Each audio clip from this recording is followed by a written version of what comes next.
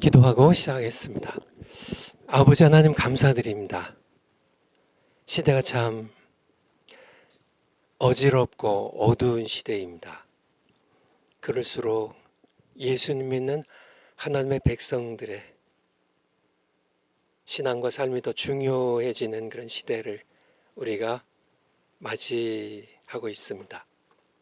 하나님께서 우리 정화 목사님 강건하게 붙들어 주시고 또 함께 우리 조국 대한민국의 예수한국 복음 통일 성취를 위하여 기도하고 또 선한 싸움 싸우는 모든 주의 백성들에게 믿음을 더하시고 또 용기와 새 힘을 더하셔서 반드시 대한민국의 자유 통일 이루고 북한의 2,500만 동포들 꼭 그냥 죽지 않고 살아서 복음 듣고 예수님 믿고 천국 갈 수 있도록 그렇게 하나님의 은혜의 시대가 열릴 수 있도록 하나님 은혜 베풀어 주세요. 이를 위하여 늘 싸우는 대한민국의 참 하나님을 사랑하며 늘 예수 그리스도의 복음으로 살아가는 귀한 백성들에게 새 힘 주시기를 간구드립니다. 감사드립니다. 이 시간 저희들 실천신학 개론으로 함께 하나님 말씀 듣기 원합니다. 부족한 종을 하나님 세우셨사오니 아버지께서 주님의 영광의 목적을 위하여 선하게 사용해 주시옵소서. 감사드리며 예수님 이름으로 기도하옵나이다. 아멘. 예, 여러분들, 오늘은 제가 실천신학 개론 첫째 강의로 제가 여러분들 이렇게 함께 시간 보내도록 하겠습니다. 우리 정광 목사님께서 여러분들에게 이렇게 좀 실천신학을 좀 열어드리기를 원하셔서 실천신학이 이렇게 과목이 많거든요. 한번 우리 저기 파워포인트 맨 끝에 장 한번 보여주실래요? 예.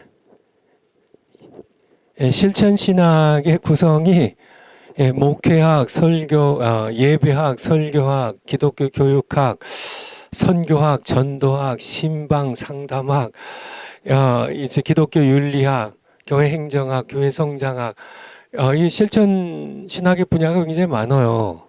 그래서 이제 정화 목사님께서 그동안 한동안 우리 한 3년 됐나요? 우리 실천신학이 한 과목도 그동안 없었어서 사실은 굉장히 중요하거든요. 실천신학이. 그래서 이제 작년 가을부터 좀 실천신학을 가르칠 교수님을 찾았어요. 근데 물론 이제 뭐 많지만은 그 가운데서도 일단은 이렇게 성경 중심적이고 성령 세례 받고 또 대한민국을 사랑하는 그러니까 애국하는 교수님이셔야 되고 뭐 이런 여러 가지 조건들 때문에 찾지 못하다가 이제 드디어 한 분을 이렇게 찾았는데 우리 장신에서 선교학 가르치시던 어떤 교수님이세요. 이제 은퇴하시고 하셨는데 그분으로 이제 내정이 돼서 이제 실천신학 가운데 일단 먼저 선교학 먼저 좀 강의하시고 그래서 이게 다 내정이 돼가지고 정관 목사님 허락도 되고 이제 다 이게 이제 됐는데 지난 1월 달에 이제 이분께서 이렇게 암 투병 중이시라고 그러니까 이제 진단이 한 6개월 전에 나오셨대요. 그래서 갑자기 이제 이렇게 좀 그래서 강의를 좀 줄여가지고 이렇게 한 달에 한 2번 정도 격주로 이렇게 하시기로 하셨다가 또 그것도 어려우시다고 뭐 이렇게 진행이 됐어요. 그래서 결국은 이렇게 실천 신학의 그 자리를 좀 이제 제가 이렇게 한 학기 동안만요. 요번 학기만 하고 이제 요번 이제 가을 학기에는 이제 오는 가을 학기에는 선교학이나 아니면 목회학이나 이제 여기 분야 가운데 한 분을 이제 정식으로 모시고 이제 실천 신학에 가게 될 예정이에요. 그러니까 그렇게 아시고 실천 신학을 이제 우리 청교도 신학원에서도 본격적으로 강의를 시작하게 됐는데 제가 그냥 이렇게 실천 신학 개론이라는 그런 제목으로 일단은 제가 우리 변순복 교수님 이제 우리 청교도 신학원에 교수로 오시기 전에 제가 구약 신학 개론도 제가 한 학기인가요? 한 적이 있어요. 정원 목사 그냥 야 네가 해라 이렇게 얘기를 하셔가지고 저 실천 신학도 그냥 정원 목사님께서 그냥 일단은 뭐 이렇게 개론으로 개론은 이제 목회, 예배, 설교, 뭐 기독교 교육학, 선교 이게 전체 다를 이렇게 다루는 거죠. 개론이죠. 개론은 이렇게 전체를 이렇게 다루는 겁니다. 이제 제가 이렇게 그냥 이게 서론적으로 문만 열어놓으면 일단은 방향을 정하는 게 중요하기 때문에 하면 이제 실천 신학을 이제 전공하신 교수님들이 오셔서 이제 하나하나 이제 앞으로 가르치시게 될 겁니다. 그렇게 아시고 또 우리 청교도 신학원과 우리 실천 신학을 가르칠 우리 교수님들 잘 이렇게 청빙될 수 있도록 여러분들 기도해 주시면 감사하겠습니다. 그렇게 아시고요. 파워포인트 앞으로 한번 가볼까요? 맨 앞으로. 제가 우리 실천 신학 개론을 그래서 16강으로 제가 강의를 하는데요. 그래서 오늘은 이제 실천 신학이란 실천 신학에 대한 실천 신학이 뭐냐?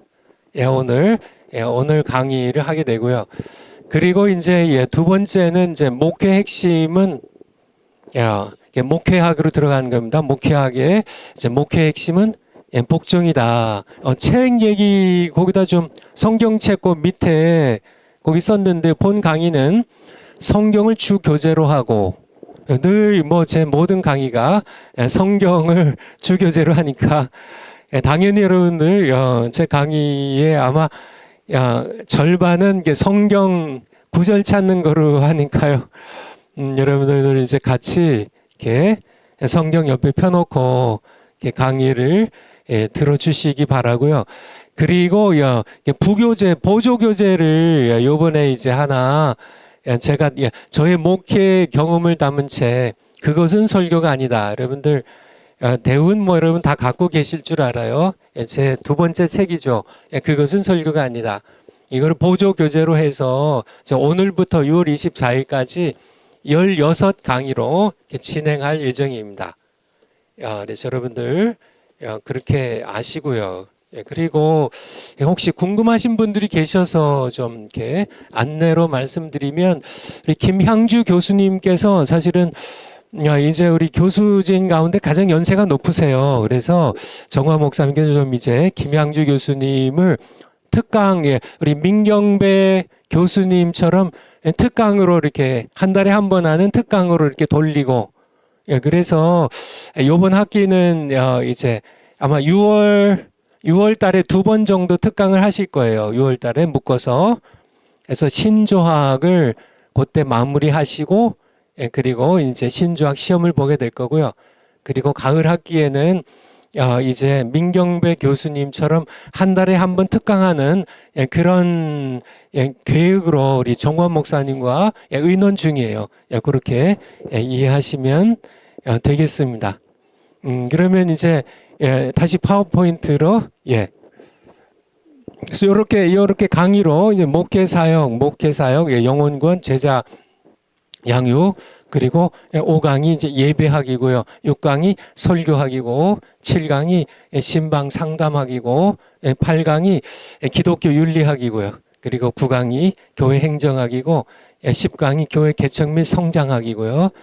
그리고 이제 11강이 목회자의 자기 관리 그리고 12강부터 15강까지는 성경에 나타난 목회, 성부 하나님의 목회, 모세와 다윗의 목회, 그리고 예수 그리스도의 목회, 사도 바울의 목회, 그리고 16강으로 마지막으로 목회자의 은퇴에 대하여 그래서 이제 은퇴 준비와 또 은퇴 후에 목회자의 야, 이제 뭐 목회자는 뭐 사실은 은퇴가 없거든요. 야, 나 뭐 이제 나 은퇴했으니까 이제 뭐 낚시나 하고 놀고 먹고 뭐 이런 건 없죠. 야, 주님 부르실 때까지 야, 은퇴한 목회자들이 어떻게 살아야 하는지에 대하여 16강으로 이렇게 강의를 진행할 야, 이제 계획입니다. 그래서 파워포인트 다음 장으로요.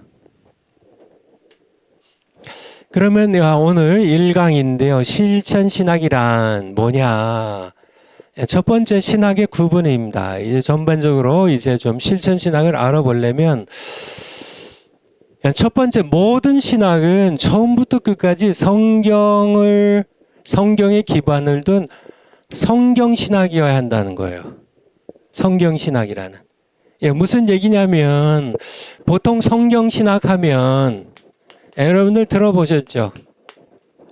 성경 신학하면 뭘 연상해요? 보통은 주경 신학을 연상하죠. 성경 신학은 주경 이렇게 주장하는 그런 분들도 계세요. 주경 신학에는 이제 구약이랑 신약이 이제 들어가 있죠. 주경 신학이 성경 신학이고 성경 신학은 주경 신학이다. 근데 이거는 매우 위험한 주장입니다. 매우 위험한 주장이에요. 그러면요, 조직 신학은 성경 신학하고 상관없나요? 조직 신학은 조직 신학도 성경 신학이어야 돼요. 제가 조직 신학 강의하면서 늘 성경 가지고 하는 것처럼. 조직 신학은 그러면은 철학적으로만 해도 되냐? 조직 신학은 그냥 성경 신학일 필요가 없냐? 아니란 얘기예요. 모든 신학은 주경 신학뿐만 아니라 조직 신학이나 교회사나 실천 신학이나 실천 신학도 성경 신학이어야 된다는 얘기예요. 성경에 기반을 두고 성경에서 나오는 신학이 돼야 돼요. 그러니까 무슨 얘기를 드리는지 아시겠죠? 그래서 실제로 이렇게 책을 보거나 인터넷으로 이렇게 검색해 보면 주경신학이 성경신학이다. 맞아요. 주경신학이 성경신학 맞습니다. 근데 주경신학만 성경신학이 되면 안 된다는 얘기예요. 그러니까 이게 주경신학만 성경신학이라고, 성경신학은 주경신학이고 주경신학이 성경신학이다.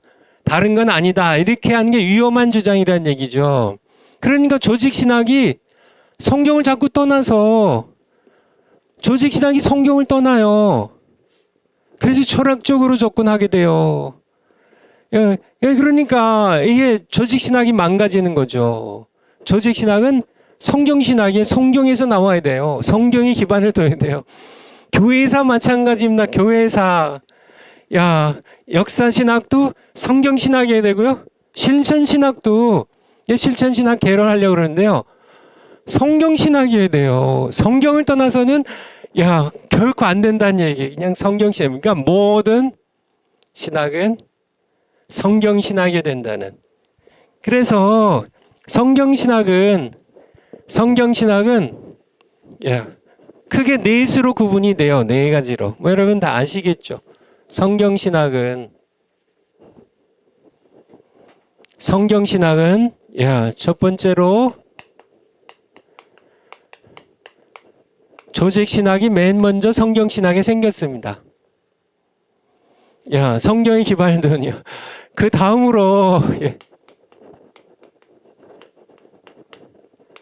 주경신학이 등장하죠. 그 다음에요, 역사신학이요. 그 다음에요, 실천신학이 등장해요. 이 모두 성경신학이에요. 그런데 두 번째로 좀 여러분에게 말씀드리고 싶은 거는, 이 성경신학이, 이게 성경신학, 모든 신학이 다 성경신학입니다. 모든 신학이 성경신학인데, 이 성경신학은 넷으로 구분이 되는데요. 넷으로 구분이 되는데, 이 네 개의 신학이 모두 성경 안에서 하나로 연결돼 있어야 된다는 얘기예요. 결코 조직신학, 나는 조직신학자니까 뭐 수경신학 뭐 이렇게 역사신학 무시하면 안 된다는 얘기죠. 주경신학자가 실천신학과 별도로 분리되어서 진행되어서는 안 된다는 얘기예요. 안 된다. 다 함께 연결된 학문이어야 된다는 얘기예요. 성경을 중심으로 조직신학과 주경신학과 역사신학과 실천신학이 모두 성경 안에서 하나로 연결돼 있어야 돼요. 그래서 제가 이렇게 좀 이렇게 비유적으로 좀 설명한 내용이 파워포인트에 있는데 다시 한번 파워포인트를 한번 보도록 하겠습니다. 첫 번째는 모든 신학은 처음부터 끝까지 성경에 기반을 두고 성경에서 나온 성경신학이 된다는 거예요. 두 번째는 성경신학은 크게 넷으로 조직신학, 교회학이라고 그러죠. 주경신학, 역사신학, 실천신학으로 구분되는데 이 네 신학은 각각 독립된 학문이 아니라 독립된 조직신학자는 이게 주경신학 무시하고 뭐 이렇게 서로 이렇게 좀 조직신학과 주경신학이 서로 무시하는 관계가 있는데요. 조직신학자들 주경신학자들 지들이 뭘 안다고 이렇게 주경신학자들 뭐 이렇게 히브리어도 잘 모르면서 뭐 이렇게 서로 무시하는 경향이 있는데 그게 서로 그렇게 되면 안 된다는 얘기예요. 독립된 학문이 아니라 성경을 중심으로 하여 서로 분리될 수 없이 연결된 학문이어야 된다는 얘기예요. 그래서 제가 비유적으로 거기에 주경신학은 신구약 성경에 담긴 하나님의 말씀을 해석하여 벽돌을 만들면 주경신학은 벽돌을 만드는 이렇게 쉽게 얘기하는 겁니다. 물론 주경신학에 많은 그러한 역할들이 또 내용들이 있지만은 쉽게 얘기하면 연결져서 쉽게 얘기하면 주경신학은 벽돌을 만들어요. 성경 한 구절 한 구절 또 한 장 한 장 성경 한 권 한 권을 해석하면서 벽돌을 만들면 조직신학은 주경신학이 구워낸 벽돌로 교리를 세워서 이게 조직은 이게 뼈대를 세워가지고 집을 짓는 거거든요. 조직신학은 시스템이라고 시스테메릭 디알러지죠. 집을 지어요. 그러면 실천신학은 조직신학이 이제 주경신학의 벽돌로 집을 세워놓은 집에서 실천신학은 성도들의 구원과 신앙생활을 이끌어가요. 실천신학은. 그리고 역사신학은요. 실천신학이 맺은 열매를 성경으로 평가하고 방향을 제시해요. 이게 서로 주경신학 없는 조직신학은 집을 지을 재료가 부실해가지고 집이 지어지질 않아요. 그렇죠? 그러니까 실천신학은 조직신학이 세워놓은 집이 없으면 실천신학에서 어디서 성도들을 어떻게 이렇게 목회학을 뭐 교회 성장학을 뭐 기독교 윤리학을 이제 실제적인 성도들의 구원과 신앙생활을 이끌어가야 되는데 조직신학이라는 이 뼈대를 세우는 벽돌들로 이제 기둥을 세우고 이제 지붕을 씌우고 이렇게 집을 짓는 이 조직신학의 집 안에서 해야 되고요. 역사신학은 바로 이 결과를 실천신학이 맺은 결과를 이제 성경적으로 평가하고 또 나아갈 방향을 제시하는 이게 함께 이렇게 다 연결된 학문이어야 된다는 얘기예요. 그러니까 우리 청교도 신학원을 좀 이렇게 볼 때 제가 이제 이렇게 조직신학자지만은 이제 구약신학도 가르치고 개론을 제가 좀 부족하지만 이렇게 하고 또 실천신학을 이렇게 이제 개론으로 이제 이렇게 강의를 하는 그러한 이유는 이게 서로 사실은 다 연결돼 있기 때문에 그래요. 사실 제가 이제 웨스트민스터에서 이제 조직신학으로 박사과정을 공부할 때 저의 첫 번째 지도 교수가 이게 리차드 게핀이었습니다. 아마 여러분 들어본 분이 계실지 모르겠는데요. 리차드 게핀이라는 그런 교수님인데, 예, 그분이 조직 신학에 제가 이제 조직 신학 이렇게 이제 학생으로 있었기 때문에요.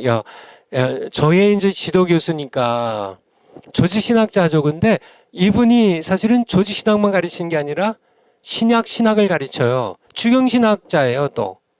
이게 같이 조직 신학을 가르칠 뿐만 아니라 주경 신학을 가르치고 주경 신학자가 조직 신학도 가르치고 역사 신학도 가르치고 또 실천 신학도 가르치고 이게 함께 서로 연결되어 있어야지 조직 신학은 딱 단절돼 가지고 그게 아니라는 얘기죠.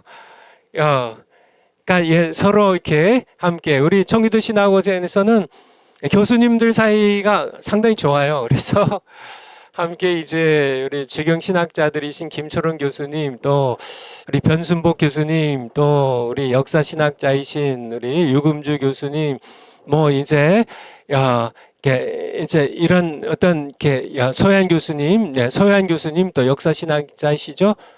또 이제 민경배 교수님 한국사이시고, 우리 김향주 교수님 변증학도 가르치시고 또 다방면으로 또 많은 강의를 하신 분이신데, 그래서 앞으로 좀 이렇게 우리 청기도 신학원은 이 네 개의 주경신학, 우리 조직신학, 역사신학, 실천신학 이 네 개의 과목이 그러니까 이렇게 우리 교수님들에 의해서 이렇게 함께 연결된 학문으로 이렇게 강의하는 거를 사실은 이게 꿈꾸고 있어요. 우리 김철원 교수님이 그런 제안을 하셨는데, 이제 본인 강의에 이제 이렇게 무엇을 가르치시면, 마태복음을 가르치시면 또 이렇게 한두 시간은 구약의 우리 변순복 교수님을 초청해서 강의도 하게 하고, 또 뭐 이게 저를 또 초청해서 또 이렇게 마태복음을 통해서 나타난 어떤 기독론, 뭐 예를 들면요, 그런 걸 이렇게 강의를 부탁하는 그런 저기로 앞으로 우리 청기도 신학원이 진행이 되어 갈 것입니다. 여러분 아시겠죠? 첫 번째, 모든 신학은 성경 신학이 된다는 거. 조직 신학도, 역사 신학도, 주경 신학도, 실천 신학도.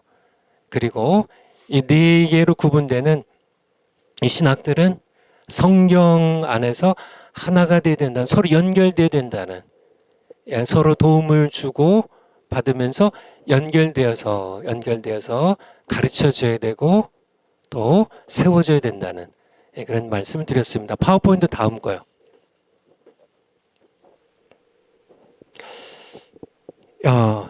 큰 두 번째, 실천신학의 위치. 네 신학을 비교할 때, 네 신학이 뭐였어요? 조직신학, 주경신학, 역사신학, 실천신학. 이 네 신학을 비교할 때, 이 네 신학 가운데 가장 이렇게 신학의 최고봉에 가장 높은 위치에는 뭐가 있어야 될까요? 제가 이렇게 전에는 목회를 하기 전에는 제가 이렇게 당연히 조직신학이지. 사실은 역사적으로는 그렇거든요. 사실 주경신학도 이제 한 뭐 18세기나 이제 등장하기 시작하거든요. 그러니까 어거스틴나 뭐 이거 이전에 모든 신학자들은 사실은 다 조직신학자라고 이렇게 해야 되죠. 상당히 철학적이었고요. 근데 조직신학이 너무 철학으로 흐르면서 사실은 이제 성경으로 돌아와야 된다는 자각이 들기 시작하면서 이제 성경신학이 이제 조직신학, 이게 주경신학이 이제 역사상 구체적으로 등장하기 시작하죠. 근데 조직신학이 모든 신학의 가장 위에 있는 거, 이제 제가 이제 목회를 하면서 또 청교도 신학원 강의를 하면서 아니다라는 생각을 하게 돼서 사실은 실천 신학이 조직 신학, 신론, 인간론 이제 무슨 뭐 이제 기독론 뭐 구원론 이렇게 구원론 뭐 계속 이렇게 이 강의들 물론 이게 중요한 신학들이지만은 그러나 실천 신학이 신학의 가장 위에 있어야 된다는 그런 확신을 가지게 되었습니다. 나무로 비유하면 주경신학은 뿌리고요. 조직신학은 주경신학의 뿌리에서 자라난 줄기고요. 역사신학은 걸음과 햇볕으로 비유한다면 실천신학은 열매이기 때문에 그렇습니다. 실천신학은 열매예요. 실제로 이제 이렇게 복음 전하고요, 목회하고, 뭐 설교하고, 이제 뭐 상담하고, 신방하고, 막 교회 개척하고, 뭐 교회 성장시키고 열매를 맺는 거거든요. 열매를. 그러니까 이런 면에서 내 신학은 연결돼야 된다는 얘기예요. 뿌리랑 줄기가 나눠지면 돼요. 실천 신학이 열매를 맺으려면 뿌리 없이, 줄기 없이, 땅과의 거리, 햇볕 없이 돼요.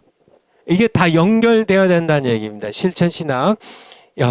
그리고 또 실천신학의 열매가 그러니까 맺히기 위해서 사실은 주경신학도, 조직신학도, 역사신학도 섬겨야 된다는 얘기예요. 결국은 목적은, 농부가 일하는 최종 목적은 열매를 맺기 위함인 것처럼. 그렇잖아요. 농부가 뭐 뿌리 만들려고 농사져요. 줄기 잘 자란다. 그거 위에요? 아니죠. 그 뿌리와 줄기에서 싹이 펴가지고 이제 열매가 곡식이 맺히는 이 열매를 얻기 위함인 것처럼 신학자들과 신학의 학도로서 여러분들 목사님들은 여러분들 모두 또 이렇게 여러분들 주경신학, 조지신학, 역사신학을 배우고 가르친 이유는 여러분들이 지금 배우는 이유는 실천 신학을 통해 열매를 맺기 위함이어야 한다는 거예요. 여러분들이 오늘도 실천 신학 배우는데요. 앞서서 우리 변순복 교수님 통하여 또 이제 구약 신학을 배우셨는데 또 내일도 이제 김초롱 교수님 또 이제 신약 요즘 마태복음이랑 빌립보서 배우나요? 여러분들께 배우시는데요. 왜 배우세요? 월요일 날 소유한 교수님 통하여 여러분들이 종교 개혁사 배우시는데 왜 배우세요? 우리 유금주 교수님의 강의 왜 들으시는데요? 여러분들 왜 주경신학 공부하세요? 왜 조지신학 또 제가 신론 또 강의하는데 조신학 왜 공부하세요? 지식 늘리려고요? 지식의 저주에 빠집니다. 아니에요. 그러니까 우리 역사신학, 종교 개혁사 왜 배우세요? 한국교회사 왜 배우세요? 신구약 왜 배우세요? 결국은 열매 맺기 위한 거예요. 열매를 맺어야 돼요.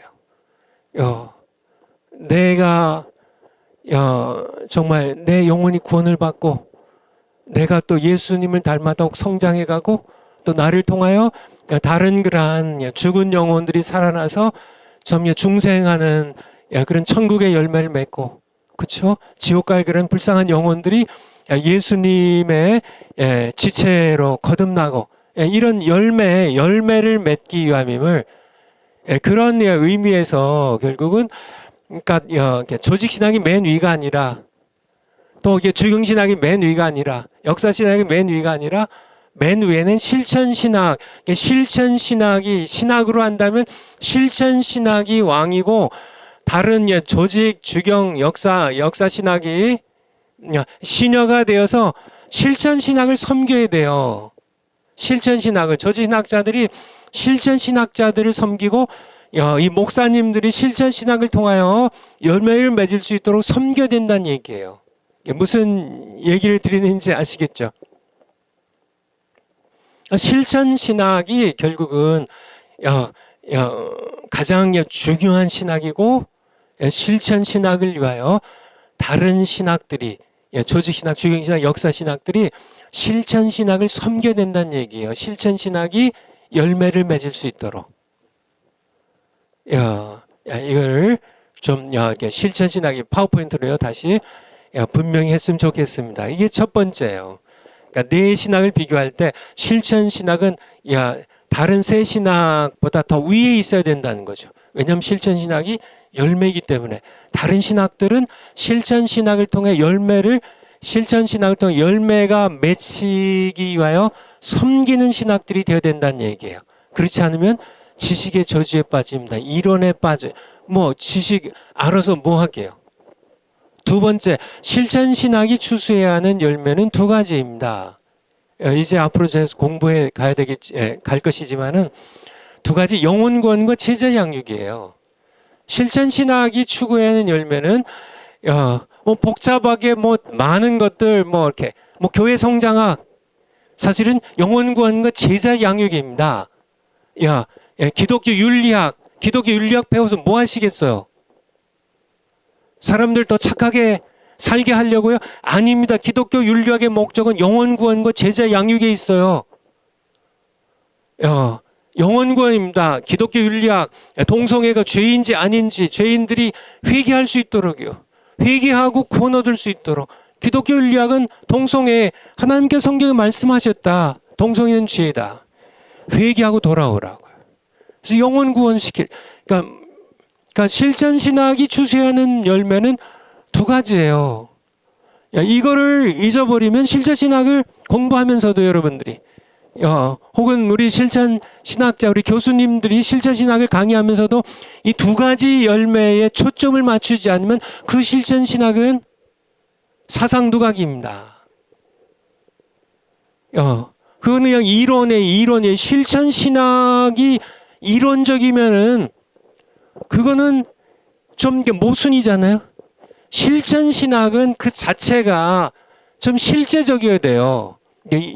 실천 신학을 이론으로 만들어가는 그런 신학자가 실천 신학을 가르치면 지식의 저주에 빠질 뿐이죠. 실천 신학은 열매를 맺어야 돼요. 열매를. 그 열매는 딱 두 가지란 얘기예요. 예수 그리스도 복음을 전해서 죄인들이 회개하고 구원을 얻도록 가는 영혼 구원과 구원을 얻은 사람들이 이제 신자가 됐어요. 예수님의 제자로 이렇게 양육되는 열매. 이 두 가지 열매입니다. 영혼 구원과 제자 양육이에요. 이 두 가지가 모두 한 가지를 포기할 수 없습니다. 영혼 구원 없이 제자 양육이 될 수 없고요. 그리고 영혼 구원만 하고 제자 양육을 안 하면 교회는 너무 힘없이 무너지고 말죠. 그러니까 이 두 가지입니다. 영혼 구원과 제자 양육. 제가 이렇게 그것은 설교가 아니다는 이 책에도 제가 썼는데요. 예수 그리스도의 지상 명령에도 그러므로 예수님 말씀하시죠. 마태복음 28장 18절에 하늘과 땅의 모든 권세를 내게 주셨으니 그러므로 가서 모든 족속을 제자를 삼아 아버지와 아들과 성령 이름으로 세례를 주고 이게 영혼권입니다. 복음 전에서 아버지와 아들과 성령의 이름으로 세례를 주고 이게 영혼권이죠. 세례 영혼 주고 내가 너희에게 분부한 모든 것을 가르쳐 지키게 하라. 이게 제자 훈련이에요. 가르쳐 지키게 하라. 그러니까 세례 받고 이제 영혼 구원 받아서 세례 받고 이제 구원되면 이제 영혼의 열매가 맺혀지면 그 다음에는요. 이제 영혼 구원 받은 사람을 이제 이렇게 말씀을 성경을 가르쳐서 지키게 하는 가르쳐서 지키도록 가르치는 겁니다. 이게 굉장히 중요한 거죠. Teaching to obey. 하나님의 말씀을 순종하도록 복종하도록 가르치는 이 제자 훈련이에요. 제자 양육이 이 두 가지 열매, 이 두 가지에서 실천 신학 우리가 이제 함께 공부하는데요. 이 두 가지 열매를 목표로 해야 돼요. 첫째, 죄를 회개하고 예수 그리스도를 주로 영접할 구원을 받게 하고요. 둘째, 그리스도의 제자가 되어 그를 위해 살게 하는 겁니다. 열매를 맺지 못하는 신학과 목회는 열매 없는 나무처럼 죽은 것입니다. 실천 신학은 절대 강의실에서 끝나면 안 돼요. 그거는 그러니까 실천 신학이 말이 안 되는 게 실천 신학은 현장에서 세상의 한복판에 목회 현장에 세상에서 이루어지 열매 맺어야 돼요. 그러지 못하는 신학과의 목회는 사실은 주경신학도 실천신학을 통하여 열매를 맺어야 되고요. 일조를 해야 되고요.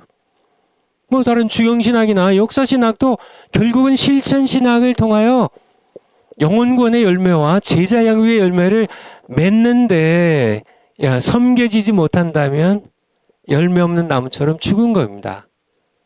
그런 신학은 의미가 없어요. 신학에 그래서 제가 지식의 저주, 그 빨갛고 까만색으로 되어 있는 이렇게 지식의 저주, 저희 첫 번째 책 기억나세요?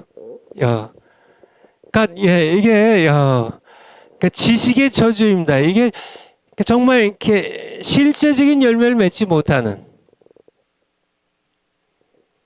그냥 신학이 철학화되고 철학이 되어버리고요. 이론적이 되어버리고 살아계신 하나님을 만나지 못하고 그리고 실제로 영혼들을 구원하지 못하는 그런 조직신학은, 그런 역사신학의 그런 주경신학은, 그런 실천신학은 죽은 겁니다. 열매 없는 나무는 사과나무인데요. 멀쩡하게 살아 있어요. 나무도 그냥 뭐 이렇게 뭐 우거지고 가지가 막 나고 잎이 그냥 막 무성하게 퍼렇고 근데 가을이 돼도 이게 사과 열매를 못 맺어요. 그러면은 그 나무는 어떻게 해요? 찍어 불에 던져지는 사실은 죽은 나무입니다. 죽은 나무. 그래서 신학과 목회는 반드시 열매를 맺어야 된다는, 그렇죠? 실천신학의 위치 다시 한번 얘기 드리면 실천신학은 신학의 최고 정상이 있어야 된다는, 다른 신학들이 주경신학, 조직신학, 역사신학이 실천신학이 열매를 맺을 수 있도록 섬겨야 된다는, 그리고 실천신학이 맺어야 된 열매는 두 가지, 영혼구원과 제자 양육이라는 것이에요. 파워포인트 다음 가요.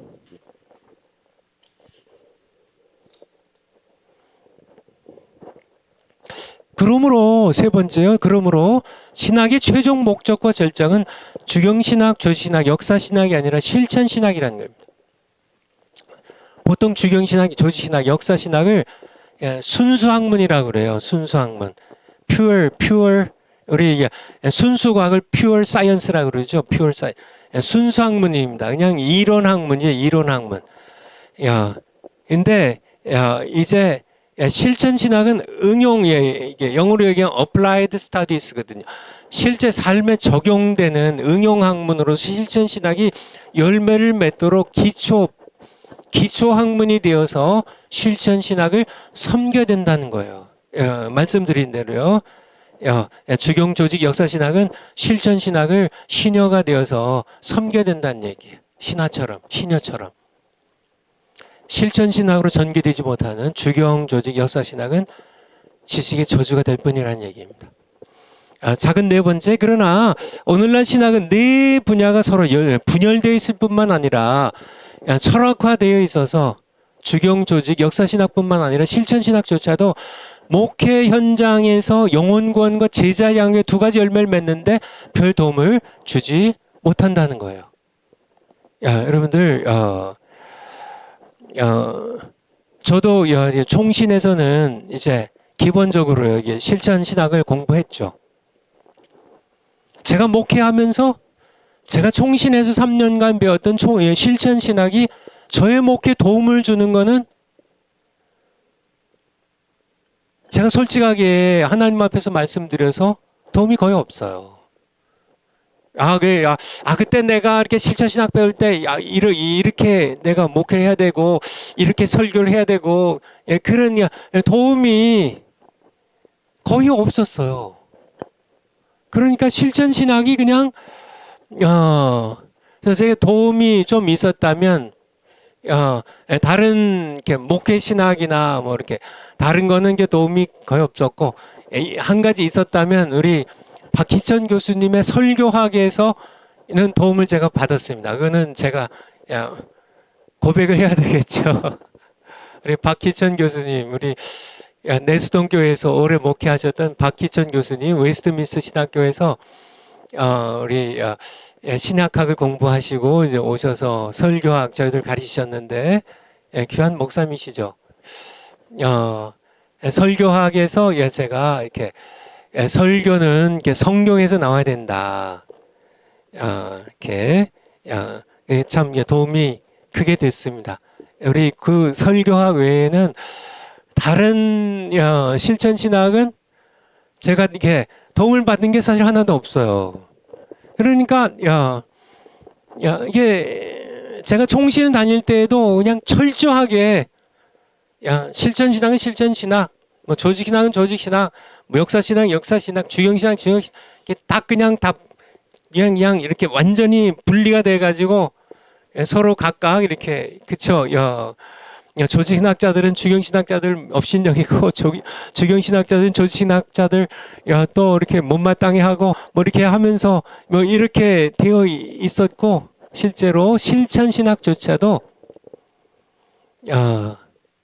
저에게 실제적인 도움을 주지 못했다는 거예요. 이번 학기에 이번 학기에 청교도 신학원에서 정구원 목사님의 뜻을 따라서요. 하나님께서 정구원 목사님을 인도하셨다고 믿고요. 실천 신학 강의를 여는 이유는 여기 있습니다. 그래서 하나님께서 조직 신학의 길을 걷던 저에게 목회의 길을 걷게 하신 이유는 바로 이번 강의를 위한 것이라고 이렇게 믿어요. 그래서 제가 이렇게 사실은 제가 이렇게 저는 조직 신학자라기보다 그냥 목사입니다. 목회자입니다. 사실은 실천 신학을 목회 현장에서 실천했던 그런 목사라는 말을 이렇게 자주 드리는데요. 사실은 저는 실천 신학에 더 가까워요. 조직 신학보다는. 조직 신학은 정관 목사님께서 원배야 이렇게 조직 신학 좀 강의 좀 해라 이렇게 부탁을 해서 제가 이렇게 40년 만에 40년 만인가 어떻게 되나 그쵸? 제가 그쵸 지금 근 40 제가 조직 신학 강의를 시작할 때 한 40년이 좀 채 안 됐었죠.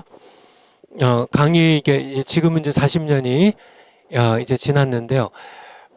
제가 이렇게 40년 만에 다시 조직 신학의 강의는 그동안 이렇게 다 이렇게 멀리 했었거든요. 그냥 목회만 했었거든요. 사실은 실천 제가 책에도 쓴 것처럼 그것은 설교가 아니다. 여러분들 책을 이제 다 어디 다 꺼내 가지고요. 이제 한번 이렇게 다 이렇게 보시기 바래요.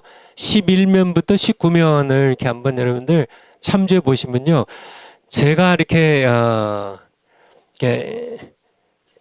뜻하지 않게 하나님의 인도로 사실은 저는 이제 이렇게 신학 교수가 되어서 이제 모교로 이제 총신으로 돌아갈 그런 계획으로 사실은 웨스트민스터에서 공부를 했는데 하나님의 계획은 달라서 저를 캘리포니아 산호세로 목회를 보내셨습니다.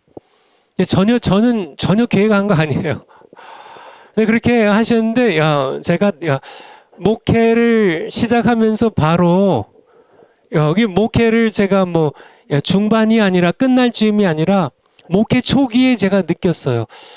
이거 지금 내 목회는 네 번째 신학교라고요.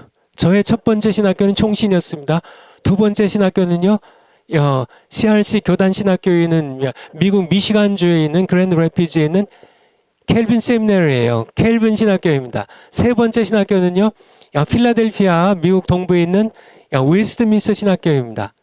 그리고요. 이렇게 세 개의 신학교를 공부했는데요.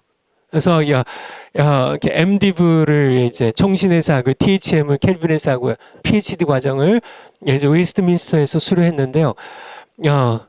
저는 그냥 이렇게 공부로 이제 끝나고 이제 나는 이제 평생 목회해야 되는구나 이렇게 생각했는데 사실은 저의 목회 30년이 네 번째 신학교 입학이었습니다. 바로 총신 캘빈 웨스트민스터에서는 교수님들이 잘 가르쳤지만은 네 번째 신학교에서는요 성령 신학교예요. 성령께서 가르쳐 주셨는데 저희 가르쳐 주신 과목들을 이렇게 크게 구분해 보니까 목회를 가르치셨고요 저에게. 그래서 목회학 요번에 강의를 하는 겁니다. 목회가 두 번째는 성도들이 신앙생활이 무엇인지에 대하여 저에게 가르쳐 주셨고요. 그 다음에는요, 저에게 기도가 무엇인지에 대해 가르쳐 주셨고요. 실제로 이게 실천 신학의 이렇게 성령이 이게 강의죠. 저에게 이렇게 가르치셨습니다. 그래서 제가 총신에서는 이제 물론 이제 차영배 교수님 밑에서 이게 조직신학을 중심으로 했지만은 네 개의 주경신학, 조직신학, 역사신학, 실천신학을 다 공부했고요. 켈빈에서는 이제 거기부터 이제 조직신학, 또 윌심의 조직신학을 공부했지만은 네 번째 신학교인 우리 제가 이렇게 목회하는 이 과정에서 성령신학교에서는 저에게 실천신학을 집중적으로 가르치셨죠. 그렇게 해요. 그리고 설교가 무엇인지 설교학을 제가 성령의 인도하심 따라 제가 실천 신학을 공부를 한 겁니다. 제가 그래서 책에 이렇게 담아놨죠. 그래서 그 내용을 사실 이게 책은 사실 제가 한 서너 달 썼어요. 실제 내용은 한두 달에 마쳤고요.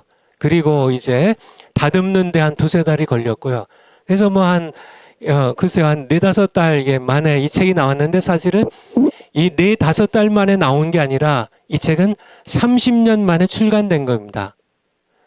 30년 만에요. 이 책을 쓰신 분은 사실은 하나님이세요. 그러니까 이 책의 주인공이 물론 이제 제가 썼지만은 이 책의 주인공이 제가 아니란 얘기예요.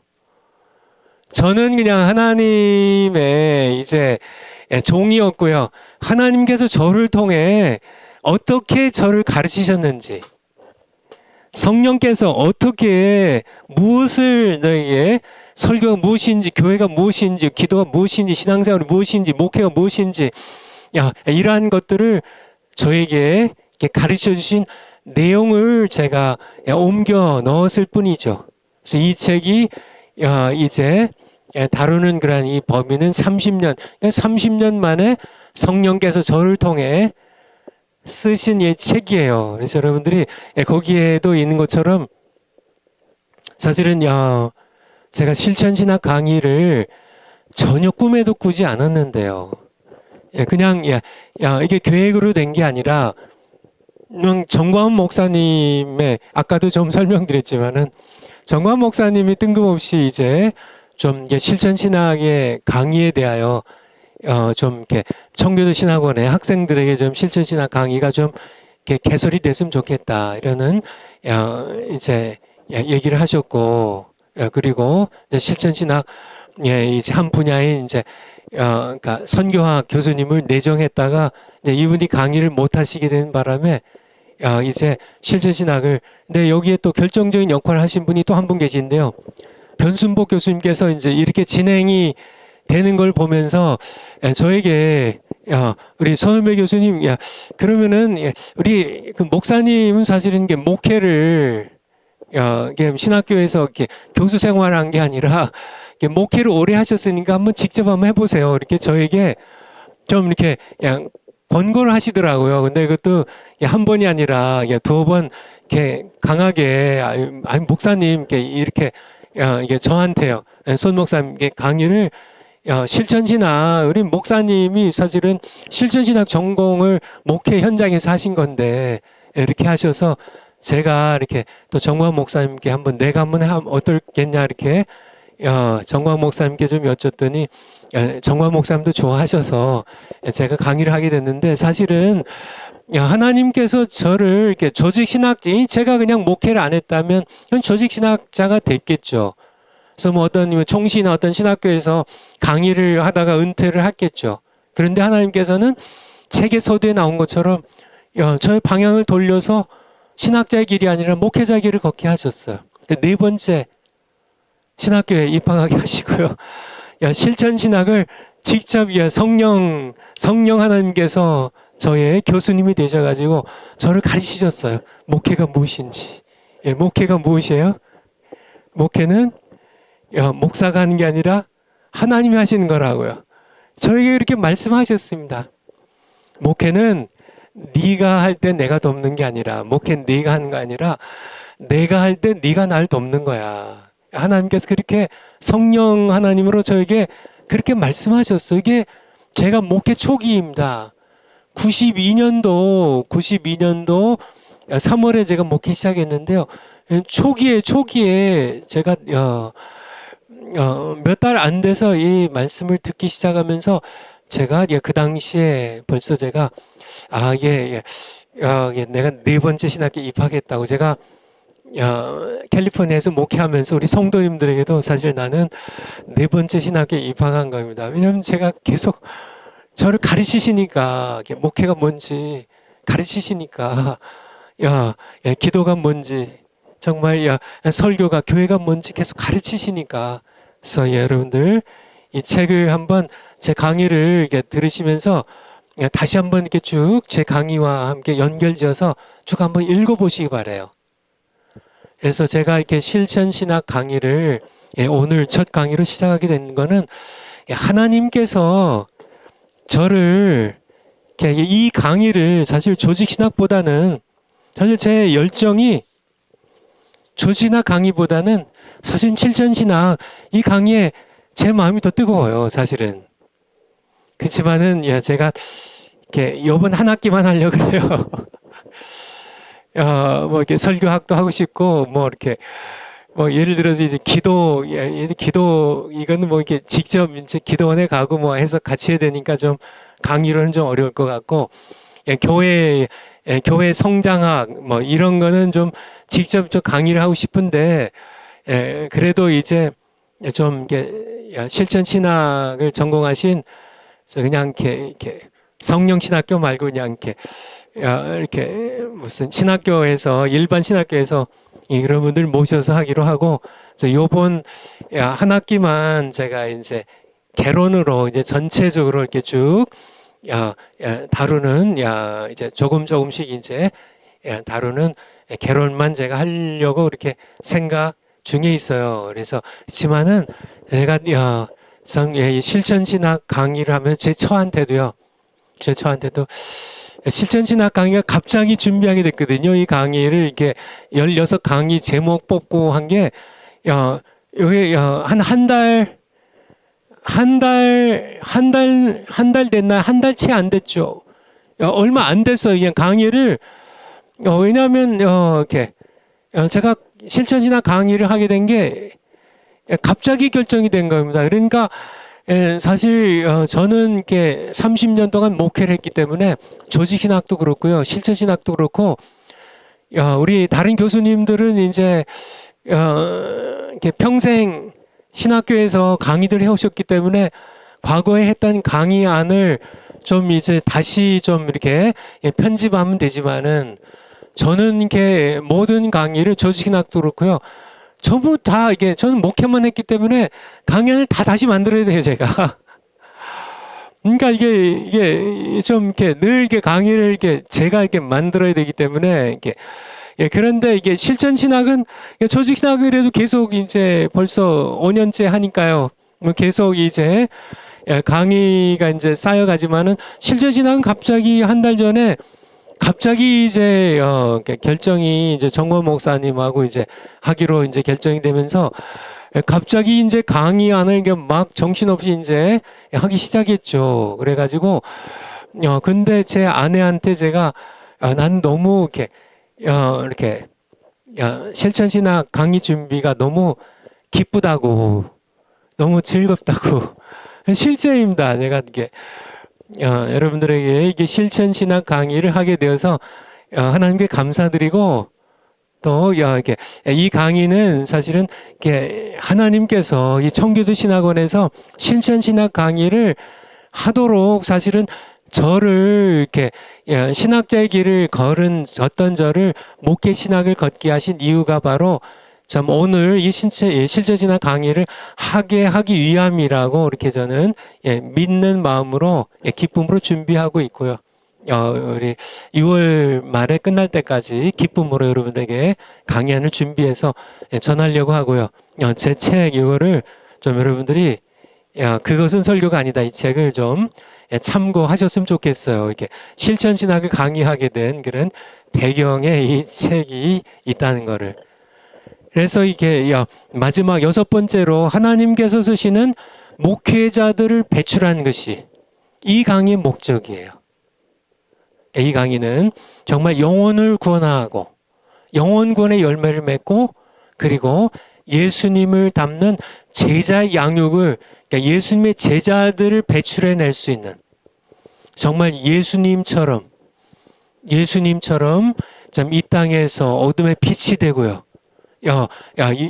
정말 이렇게 사탄의 권세를 무너뜨리고 하나님의 정의를 이 땅에 실현하면서 수많은 죽은 영혼들을 살려내고 그 영혼들을 양육해서 정말 그리스도의 군사들로 양육해내는 그런 목회자들을 배출하는 이런 목회자들을 배출하지 못하는 실천신학이라면 그런 거는 지식의 저주에 불과하다는 거죠. 실천신학을 강의할 필요가 없다는 거죠. 열매를 맺어야지 열매 맺지 못하는 그런 신학은 죽은 나무에 불과하다는 여러분들 그렇게 이해하시고 이 강의를 여러분들 왜 들으시나 하나님께서 저에게 강의하신 실천신학의 내용들 목회가 무엇인지 정말 신앙생활이 무엇인지 기도가 무엇인지 교회가 무엇인지 설교가 무엇인지 정말 이런 것들 또 책에는 기록되어 있지 않지만은 저에게 또 상담을 가르치시고요. 이런 것들을 제가 목회 현장에서 실천신학으로 배웠는데요. 교회의 개척과 교회 성장학을 제가 30년 목회하면서 교회 성장을 성령님께서 저를 통하여 가르치시면서 배우게 하셨어요. 이것들을 제가 실천신학 이번 강의로 이렇게 강의하려고 하니까 여러분들도 저는 지난 30년의 저의 목회를 하나님께서 저를 쓰셨다고 저는 이 책에서 간증하고 있는 거거든요. 하나님께서 저를 그렇게 쓰셨어요. 하나님께서 하신 겁니다. 제가 한 게 아니고.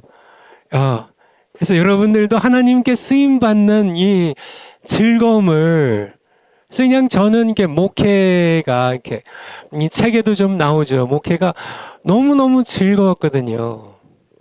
제가 이렇게 30년 목회하면서 단 한 번도 교회가 문제가 있어서 기도원에 올라간 적이 없어요. 제가 기도원 참 많이 올라가고 더욱 기도원에 올라가서 금식도 참 많이 했는데요. 교회 문제가 있어서 한 적이 한 번도 없어. 왜요? 책에 썼잖아요. 목회를 제가 한 게 아니라 하나님 하셨어요. 하나님의 교회고 하나님의 양이고 하나님의 목회 하나님 그렇게 말씀하셨거든요. 목회는 네가 하는 게 아니라 내가 하는 거야. 그래서 하나님께 주도권을 다 내어버리니까 교회에 아니 문제가 없다는 얘기가 아니라고 여기 썼잖아요. 문제가 없는 게 아니라 뭐 내 교회 아니잖아요. 하나님 교회인데 그렇죠. 하나님이 목회 안 하시면 내가 그렇죠. 이렇게 전부 그냥 문제 생기고 막 교회가 막 난리가 나고 하면 내가 수습해야 되는데 하나님 말씀하셨잖아요. 이 교회는 내가 목회하는 거야. 너는 내가 맡기는 일만 와서 기쁨으로 해. 내가 그것도 너 없어도 되지만은 내가 너를 사랑하고 또 너를 이렇게 양육하기 위해서 내가 이렇게 떼어서 이거 맡기니까 하나님께서 이렇게 목회가 이렇게 크게 100이 있으면 하나님께서 열을 떼어 주셔서 너희가 한번 해봐라 하시면 그 열 하면 되는 거예요. 근데 100을 다 내가 하는 줄 알고 낑낑대면서 이렇게 하면 그런 목회도 안 되고요. 그리고요, 그렇죠. 하나님께서 하신다는 거는 그렇게 하나님께 쓰임 받는 그런 여러분들이 되시길 바래요. 이게 이제 이번에 실천신학 강의를 여는 이유입니다. 이건 아시겠죠? 파워포인트 다음 거요.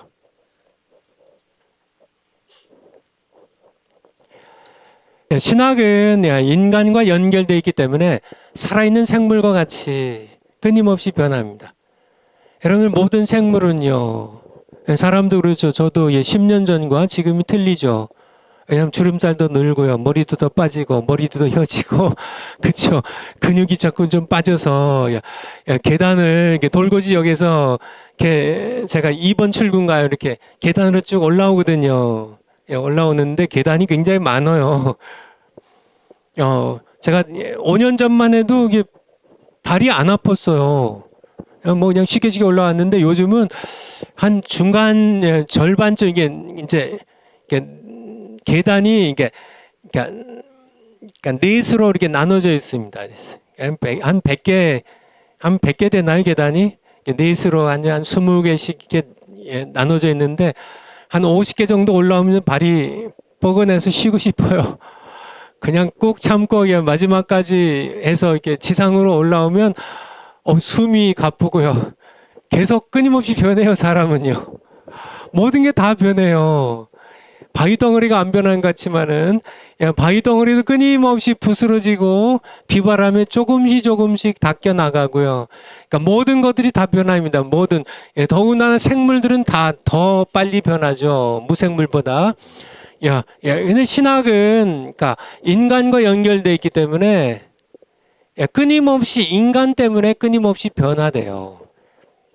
인간의 죄성은 신학에도 영향을 미쳐서 성경에 기초한 바른 신학도 그대로 두면 시간이 흐르면서 끊임없이 경직화되고 세속화되어 갑니다. 끊임없이. 신학도 끊임없이 세속화되어 가요. 그래서 니은 신학자들은 인간의 죄성을 따라 끊임없이 세속화되고 철학화되면서 고목처럼 죽어가는 신학에 살아있는 하나님의 말씀과 성경의 진리를 끊임없이 불어넣어서 그러니까 신학 자체가 아무리 성경적으로 바른 신학이어도 끊임없이 인간의 죄성에 따라서 딱딱해지고 철학화되고 인간화되고 고목처럼 늙어가고 그렇기 때문에 끊임없이 살아있고 항상 있는 말씀인 성경 말씀을 끊임없이 불어넣어서 신학을 지켜내야 된다는 얘기예요.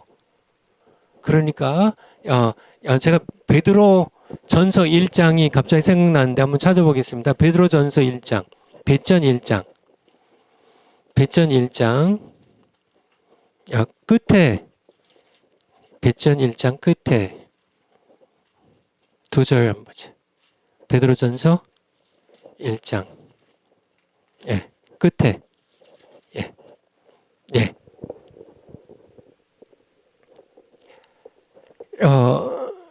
좀 더 23절부터 봐야 되겠네요. 너희가 거듭난 것은 썩어질 씨로 된 것이 아니요 썩지 아니할 씨로 된 것이니 썩어질 씨는 뭔가요? 인간의 말이에요. 인간의 말. 신학은 어디에 속할까요? 썩어질 씨예요. 인간이 다듬은 거기 때문에. 썩지 아니할 씨로 된 것이니 우리 거듭난 게요. 썩지 아니할 씨는 뭐예요? 하나님의 살아있고 항상 있는 말씀이에요. 뭐예요? 성경이에요. 성경. 하나님의 말씀은 살아있고 항상 있어요. 영원히 변치 않아요. 영원히 변치 않아요. 24절에 그러므로 모든 육체는 풀과 같고 모든 영광이 풀의 꽃과 같으니 풀은 마르고 꽃은 떨어지되 인간의 언어로 쓰여진 신학은 풀과 같고 풀의 꽃과 같습니다.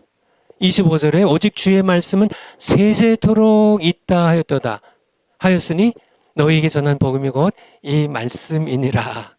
그래서 세세토록 변치 않는 이 성경 말씀.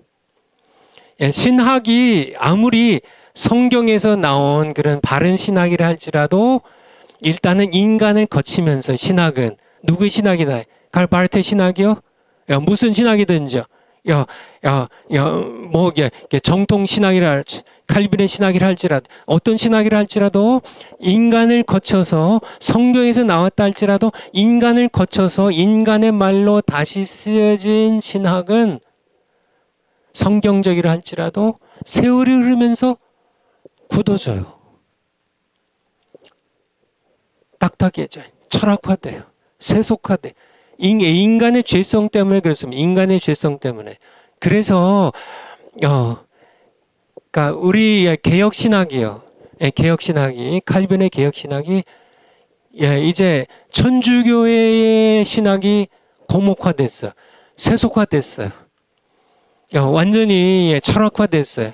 스콜라 신학 얘기 드렸죠. 이게 굳을 대로 굳어져 버린 고목나무처럼 그렇게 생명력이 잃었어요. 이 천주교의 신학이에요. 다 이게 이제 인간화되고 철학화되고 신학이 이게 지식의 저주에 빠지고 이게 생명력을 이게 성경의 생명력을 잃어버리는 그렇게 왜냐하면 그러니까 썩어질 시예요. 신학은 이게 아무리 인간에게 속한 모든 거는 신학조차도요. 풀이 마르고 꽃이 떨어지는 것처럼 그렇게 시들 수밖에 없어요. 생명력 잃을 수밖에 없어요. 그러니까 신학자들은요, 목사님들은 끊임없이 신학에 항상 있고 살아있고 항상 있는 이 말씀, 성경 말씀, 세세 무궁토록 변찬 이 생명 있는 말씀을 계속 신학에 풀어 넣어야 된다는 얘기, 살려내야 된다는 얘기, 이런 과정이 필요하다는 얘기입니다. 파워포인트를 다시요. 그래서 그래서 세속화되고 철학화되어 죽어버린 캐톨릭 교회의 신학을 500년 전에 갈아엎었어요. 마틴 루터가요. 즈빙글, 존 켈빈, 부처, 뭐 이런 신학 개혁자들이 그들이 개혁하면서 그들이 한 얘기가 있는데요. 개혁된 교회는 항상 개혁되어야 한다고 부르셨습니다. 개혁된 교회는 어떻게 된다고요? 우리 개혁했으니까 이제 됐습니다. 우리는 개혁된 교회, 리폼드, 우리가 지금 청교도 신학원에서 가르치는 이 신학이 리폼드 티올로지입니다. 여러분들 기억하세요? 리폼드가 뭐예요? 개혁된, 더 철치 리폼드, 거기 영어 읽는 분들 아시겠죠? 우리가 가지고 있는 이 신학이 개혁 신학이에요. 개혁 신학. 그리고 우리가 몸담고 있는 교회가 개혁된 교회입니다. Reformed Church. 제가 공부했던 칼빈 신학교가 CRC인데요. 뭐의 약자냐면 Christian Reformed Church예요. Reformed Church. 그러니까 유럽 대륙의 칼빈주의를 따르는 유럽 대륙의 교회를 리폼드 철치라 그래요. 개혁된 교회라 그래요. 개혁된 교회. 그리고 존 낙스에 의해서 영국 스코틀랜드로 넘어가서 생긴 이 개혁된 교회를 장로교회라 그럽니다. 우리 교회사에서 아마 우리 서인 교수님 통해서 배우실 텐데요. 그러니까 장로교회랑 개혁된 교회는 뿌리가 같아요. 칼빈주의예요. 성경 중심주의, 칼빈주의, 하나님의 절대 주권주의. 이게 뿌리가 같아요. 존 켈빈의 칼빈주의를 잇는 유럽 대륙의 교회를 개혁된 교회, 개혁교회, 리폼드 철치라고 그러고요. 이 개혁된 교회가 존 낙스에 의해서 스코틀랜드, 영국 북쪽에 스코틀랜드로 넘어간 게 장로교회예요. 그리고 이 신앙을 이제 미국으로 이제 가지고 온 사람들이 청교도입니다. 그러니까 우리 청교도 신학원은 리폼드 티올로지를 가르치는 개혁된 교회예요. 개혁됐거든요. 그런데 항상 개혁되어야 된다는 얘기예요. 에클레시아, 여러분 아시겠죠?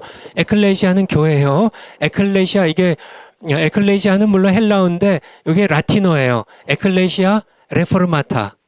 개혁된 교회는 리폼이라는 영어가 여기서 나왔죠. 레포르마타, 에클레시아 레포르마타. 개혁된 교회는 셈페르가 뭐냐면 항상 셈페르. 레포르만다. 항상 레포르만다. 개혁되어야 된다. 영어로 옮겨서 The Church Reformed. 개혁된 교회는 always reforming. 계속 개혁이 진행되어야 된다는. 그러니까 우리 총신의 신학도 마찬가지고요. 뭐 이게 칼빈이나 웨스트민스터 신학이나 또 이 땅의 신학교들이 청교도 신학과 마찬가지입니다. 우리가 가지고 있는 이 신학은 성경에 의해서 계속 생명력이 불어넣어 들어가야 돼요. 계속 그렇지 않으면 끊임없이 신학은 인간의 죄성에 의해서 굳어지고 또 굳어진다는 얘기예요. 우리 성경이 한번 찾아 읽어볼까요? 예레미야 17장 9절. 예레미야 17장 9절. 예, 만물 중에 가장 거짓되고 심히 부패한 게 무엇이냐? 만물보다 거짓되고 심히 부패한 것은 인간의 마음입니다. 누가 능히 이를 알려마는 나 여호와는 심장을 살피면 폐부를 시험하고. 그러니까 이렇게 인간의 마음은요, 아담의 타락 이후 인간의 마음은 가장 쉽게 부패해요. 근데 신학이 어디서 나와요? 인간의 마음에서 나오잖아요. 인간은 물론 성경을 읽고 성경에서 이 신앙을 찾아내지만은 인간의 마음을 거친다니까요. 그러니까 9절에 있는 것처럼 만물 중에 심히 거짓되고 심히 부패한 것, 인간이 개보다 못하는 거 아시죠? 만물보다 개보다 거짓되고 심히 부패한 것은 인간의 마음이라 합니다. 호랑이보다요, 세상의 만물보다 거짓되고 심히 부패한 것이 인간의 마음이에요. 누가 능히 이를 알려마는. 인간이 뭐 대단하게 깨끗하고 정결하고 뭐 한번 신학을 딱 성경적으로 잘 갖추면 뭐 이게 영원히 평생 가고, 그게 아니고요. 수시로 세월이 흐르면서 신학을 공부해도 마찬가지고요. 정시에서 신학 공부 바르게 성경적인 신학으로 잘 공부했어도 세월이 흐르면서 또 세속화됩니다. 또 부패해요. 끊임없이 개혁하지 않으면 개인적으로도, 목사님들 개인적으로도, 신학자들 개인적으로도요, 그리고 교단 전체가 함께요, 또 신학교 전체가 함께 끊임없이 기경하지 않으면, 기경하란 얘기죠. 우리 예레미야 4장 3절. 예레미야 4장 3절. 예레미야 4장 3절. 나 여호와가 유다와 예루살렘 사람에게 이같이 이르노라. 너희 묵은 땅을 갈고 가시덤불 속에 파종하지 말라. 묵은 땅을 갈라고요. 여러분들, 우리 개혁 신학은, 리폼드 티올로지 개혁 신학은 500년 동안 묵은 땅이에요. 갈아엎어야 돼요. 계속 가시덤불에 파종하면 끊임없이 가시덤불은 자라간다는 얘기예요. 신학에도 우리 목사님들의 마음에도 가시덤불이 자라가고요. 신학교의 신학들에게도 가시덤불이 계속 자라가요. 가시덤불이 이게 진짜 무엇이 알곡이고 무엇이 가시덤불인지 알 수 없을 만큼 땅은 묵은 땅이 돼서 척박하게 다 메말라 빠지고 정말 가시덤불이 자라고, 갈아엎으라는 얘기에 쟁기로 갈아엎으라는 얘기예요. 이렇게 하지 않으면은, 신학도 갈아엎지 않으면은, 우리 그러니까 요번에 실천 신학이 강의를 하면서요, 정말 갈아엎는 그런 우리 호세아서 한번 볼까요? 호세아서 10장 12절 마찬가지입니다. 여기도 묵은 땅을 기경하라고요. 10장 12절. 너희가 자기를 위하여 의를 심고 긍휼을 거두라. 지금이 곧 여호와를 찾을 때니 너희 묵은 땅을 기경하라. 이번에 실천신학 강의를 제가 하면서요, 또 저도 그렇고 여러분도 그렇고 우리의 신학의 묵은 땅이 기경되는 그런 역사가 일어나기를 축원을 드립니다. 그래서 묵은 땅이 기경되는, 여러분들이 신학 공부한 지 얼마 됐나요? 여기 이제 5기도 있으시고, 뭐 1기, 2기, 3기, 4기도 있으시고, 과거에 이렇게 신학교에서 총신해서 뭐 대신해서 또 여러 신학교에서 침신해서 뭐 이렇게 신학 공부하신 분들도 계시고 하실 텐데, 몇 년 되셨나요? 공부하신 지. 이런 묵은 땅을 기경하셔야 돼요. 기경하지 않으시면 어느새 여러분이 바른 개혁 신학, 리폼드 티올로지를 바로 배웠어도 금세 굳어져 버려요. 가시덤불이 나요. 그래서 하나님의 살아있고 항상 있는 말씀을 계속 그 생명력을 불어넣어서 개혁하지 않으면 안 된다는 얘기입니다. 파워포인트를 다시 한번 가보죠. 파워포인트를. 계속 개혁된 성경 구절 여기 다 있고요. 개혁된 교회는 그러니까 계속 개혁해야 돼요. 여러분들, 이번 실천 신학 이 강의를 통해서 이렇게 여러분의 묵은 땅이 기경되길 원하고요. 오늘날 세상에 많은 신학교들이 있음에 불구하고 하나님께서 이 땅에 청교도 신학을 세우신 이유가 여기에 있다고 믿습니다. 그래서 우리 청교도 신학원이 정말 이게 오늘날에 이게 굳어지고 철학화되고 딱딱해진 이 신학이 이게 고목화된 이 신학을 다시 이게 쟁기로 갈아엎는 그런 우리 청교도 신학원이 되었으면 합니다. 파워포인트 다음 거요.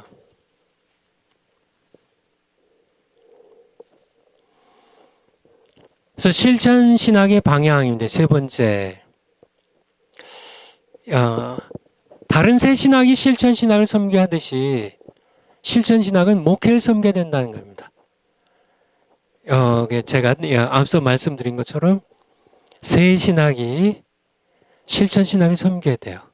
실천 신학 열매 맺을 수 있도록. 그 실천 신학은요, 실제적으로 목회를 섬겨야 돼요. 설교를 섬겨야 돼요. 선교를 섬겨야 돼요.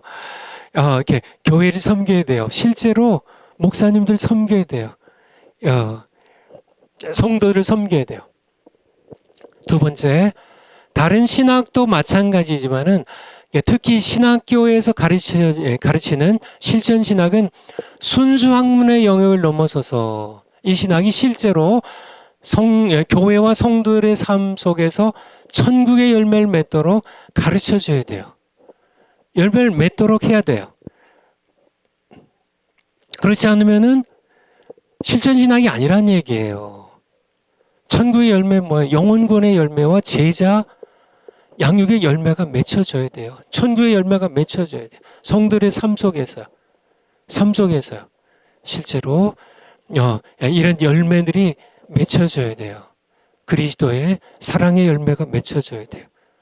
복음 전도의 열매가 맺혀져야 돼요. 마태복음 21장 43절에 보면 너희는 하나님의 나라를 천국을 빼앗기고 천국의 열매 맺는 자들이 차지하리라고 그렇게 말씀하고 계시죠. 천국의 열매를 맺어야 돼요. 천국의 열매, 세상의 열매가 아니라 세상에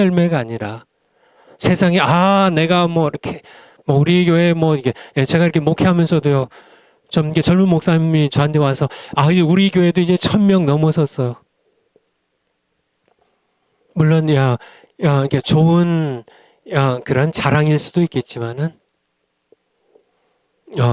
이게 실제로 이렇게 죽은 영혼을 살려고 정말 이렇게 예수님의 그리스도의 강한 군사들을 양육한 그런 열매인지 그래서 1000명이 된 건지 아니면 단지 그냥 기술적으로 세상 기업 경영하듯이 해서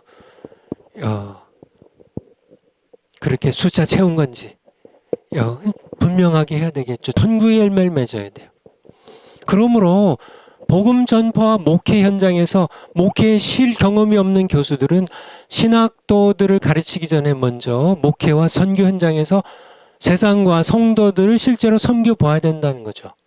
그렇지 않으면 그의 실천 신학은 다른 주경신학이나 조주신학은 그래도 그분들도 좀 목회 경험이 필요하겠지만은 실천 신학은 반드시 목회 실제 경험이 있어야 된다는 얘기예요.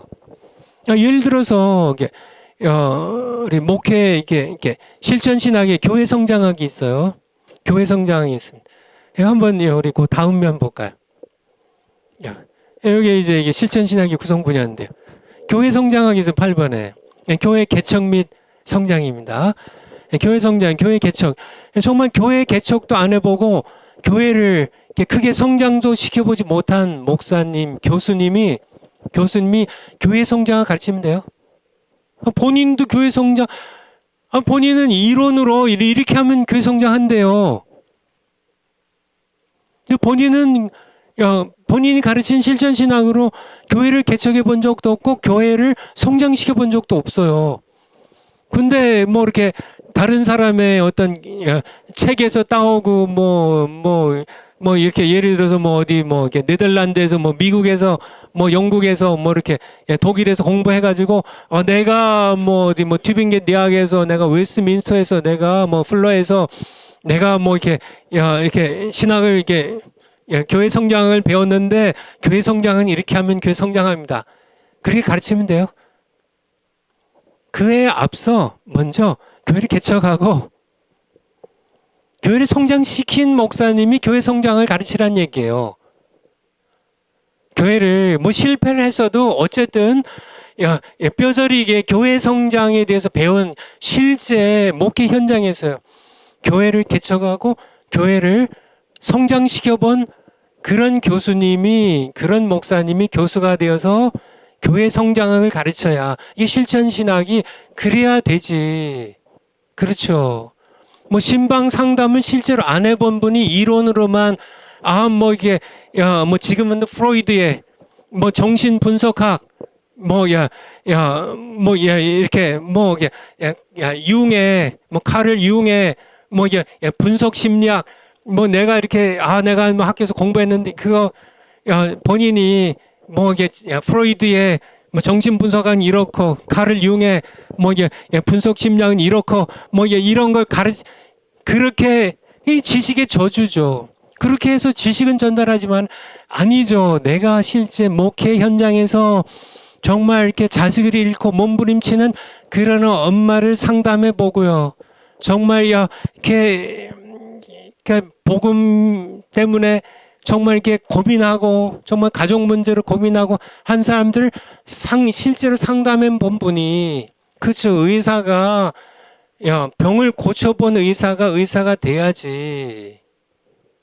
이론으로만 그렇게 뭐 선교 현장에 한 번 더 아프리카에 케냐에 한 번 더 가보고 어디 중국이나 어디든지 선교 현장에서 복음을 전해본 분이 선교학을 가르쳐야지. 선교 현장에는 가보지 않고 가끔 방문이나 했으면 그런 정도로는 안 된다는 얘기죠. 실제로 5년이나 10년이나 30년 선교 현장에서 정말 복음을 가지고 정말 눈물로 씨앗을 뿌려본 분들이 선교학을 가르쳐야지. 학문으로만 배워가지고 선교가 안 된다는 얘기죠.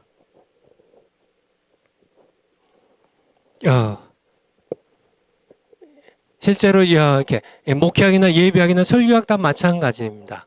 학문으로만 신학교에서 배워가지고 아무리 세계적으로 인정받는 그런 신학교에서 박사학위를 PhD 박사학위를 받았다 할지라도요. 실제로 목회 현장에서 설교를 해가지고 죄인들이 회개를 하고 정말 예수님을 영접하고 거듭나서 정말 술주정뱅이가 회개하고 술을 끊고 교회 집사가 되고 장로가 되는 이런 그런 설교를 해보지 않은 분은 설교학을 이론으로만 가르치면 안 된다는 얘기예요. 그러니까 실천신학 파워포인트 앞으로 다시 돌아가세요. 실제로 그러므로 그러니까 다른 신학도 마찬가지지만 실제로 특별히 실천신학은 실제로 교회와 성도들의 삶 속에서 직접 예수님이 하셨던 것처럼 함께 먹고 자고 함께 뒹굴면서 천국의 열매를 맺도록 가르쳐야만 그렇게 목회실 경험이 있는 그런 교수님들이 가르치셔야 된다는 얘기예요. 세 번째로 실천신학은 하나님께서 성경과 성령을 통해 교회에 명령하신 두 가지 열매 뭐죠? 영혼구원과 제자 양육입니다. 이 열매를 충실히 맺으려면 실천신학은 주경신학과 조직신학의 토대 위에 세워져야 하고 역사신학이 성경의 진리에 근거하여 제시하는 방향을 바르게 따라가야 돼요. 그러니까 이 네 개 신학이 함께 서로 합쳐져 하나가 되어서 영혼구원과 제자 양육 열매를 맺되 특별히 실천신학이 열매를 직접 맺는 그런 신학이니까 주경신학과 조직신학, 역사신학이 함께 실천신학을 돕고 실천신학은 주경신학과 조직신학 나는 주경신학, 조직신학 다 필요 없어요. 역사신학 필요 그렇게 하면 안 된다는 얘기죠. 이 주경신학과 조직신학, 역사신학의 토대 위에서 실천신학이 진행돼야 된다는 얘기. 아시겠죠? 실천신학의 방향입니다. 파워포인트 마지막 거요. 이 실천신학의 분야인데요. 요것만 하고 이제 오늘 강의를 마치겠습니다. 그냥 여러분들 그냥 제가 한번 읽고 마치도록 할게요. 이런 과목들이 이제 앞으로 우리 청교도 신학원에서 이 과목들이 다 가르쳐질 거예요. 저도 사실은 총신 3년 다니면서 이제 캘빈이랑 웨스트민스터는 제가 조직신학을 공부했기 때문에 실전신학을 배우지는 못했지만은 총신에 있을 때 좀 실전신학을 배웠는데 제가 이게 목회학 배우고요, 예배학 배우고, 설교학 배우고, 기독교 교육학은 못 배우고요, 선교학도 못 배우고, 상담학 못 배우고, 기독교 윤리학 못 배우고, 교회 성장학, 교회 행정학 다 못 배웠네. 앞에 세 개만 배웠네요. 목회학, 예배학, 설교학 이렇게 세 가지만 총신을 배웠고요. 나머지는 제가 다 네 번째 신학교 성령 신학교에서 배웠어요. 나머지는 다. 그래서 여러분들 그래서 목회학은 그러니까 성경대로입니다. 목사들의 목양 어떻게 하는지, 성도들의 신앙생활의 바른 길, 정도를 가르치는 겁니다. 예배학 그냥 예배와 성례, 바른 집례를 가르치고, 설교학은 설교의 참 의미와 설교법을 가르치고요. 기독교 교육학은 기독교 교육학이 굉장히 중요해요, 여러분들. 자녀 세대에 예수님 믿는 참 신앙을 전수하는 기독교 교육학이 좀 실천신학에 좀 강조가 돼야 돼요. 우리 청교도 신학원에서 이 강의가 좀 개설이 되면 좋겠습니다. 선교학, 전도학 중요하고요. 복음, 일단은 이렇게 복음을 확실히 가르치고 또 복음 전파의 방법을 가르쳐야 되고, 상담 및 신방 및 상담학, 우리 양떼를 돌보는 거죠. 그리고 상담하는 기술 가르침. 여섯 번째 기독교 윤리학. 굉장히 이렇게 기독교 윤리학이 요즘 시대에 중요해졌죠. 동성애, 낙태, 이게 뭐냐, 이게 죄냐, 이게 아니냐, 이게 근데 세상 윤리와 달리 성경에서 교훈하는 진정한 윤리를 가르쳐야죠. 성경에서 낙태에 대해서 뭐라고 얘기하냐. 일곱 번째 교회 행정학, 교회 직분과 및 조직, 재직회와 당회 운영법 등을 가르친다. 제가 이렇게 이거를 근 30년 동안 직접 이제 해왔기 때문에요. 이것도 정말 하나하나 배울 게 너무 많아요. 당회 운영법 어떻게 하는지, 인간적으로 막 이렇게 하는 게 아니라 그치, 하나님의 방법대로 해야 되게 어떻게 하는지. 여덟 번째 교회 성장학, 교회 개척 및 성장학입니다. 물론 이제 모든 분이 다 개척하는 건 아니지만은 교회 개척은 어떻게 되고, 여기에서 제가 좀 가정교회에 대하여 조금 언급을 좀 해야 되는데, 요번에는 좀 쉽지는 않을 거예요. 교회론에서 제가 다시 좀 하기로 하고, 어쨌든, 교회 개척, 그리고 교회 성장을 성경적으로는 어떻게 하냐. 근데, 제가 이 책에서, 교회 성장은 하나님이 시키세요. 이게 그냥 저는 증인입니다. 간증이에요. 하나님께서 하세요. 성경에도 나와 있고요. 성경에도 우리 성경 한 구절만 찾아보고 그럼 마치죠. 사도행전 2장 47절. 사도행전 2장 47절. 교회 성장은 누가 시키냐? 하나님을 찬미하며 교회가 이제 개척됐습니다. 초대교회죠. 예루살렘 교회입니다. 온 백성에게 칭송을 받으니 주께서 구원받는 사람을 날마다 더하게 하시니라. 교회 성장은 누가 시켜요? 주께서 시켜요. 주께서. 담임 목사가 하는 게 아니에요. 담임 목사를 통해서 하시지만은 주체는 우리는 보조고요. 보조. 제가 이 책에서도 이렇게 그것은 설교가 아니다 책에 쓴 것처럼 저는 도와드린 거고, 교회 성장의 주체는, 교회를 성장시키는 주체는 주님이에요. 하나님이세요. 주께서 구원받는 사람을 날마다 여러분의 교회에 더해 주시기를 바랍니다. 교회 성장학을 더 이렇게 공부를 하겠습니다. 기도하고 마치겠습니다. 아버지 하나님 감사드립니다. 우리 청교도 신학원에 다시금 실천 신학을 개설하게 해주셔서 감사드리고, 한 학기 동안 부족한 종이 실전신학을 강의할 때 성령께서 친히 말씀하시고 인도해 주시옵소서. 예수님의 이름으로 기도하옵나이다. 아멘. 예, 다음 화요일 날 뵙겠습니다. 감사합니다.